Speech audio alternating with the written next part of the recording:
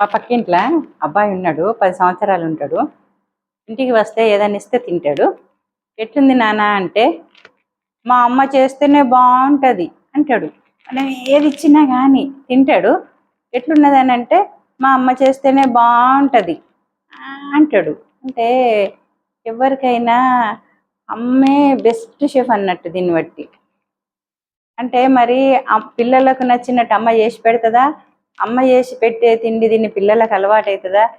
నాకు అర్థం కాదు. కానీ ఆ బాబాయ్ అయితే ఎప్పుడూ అట్లనే అంటాడు. చాలామంది చాలామందికి వాళ్ళ ఇంట్లో వంటలు నచ్చుతాయి.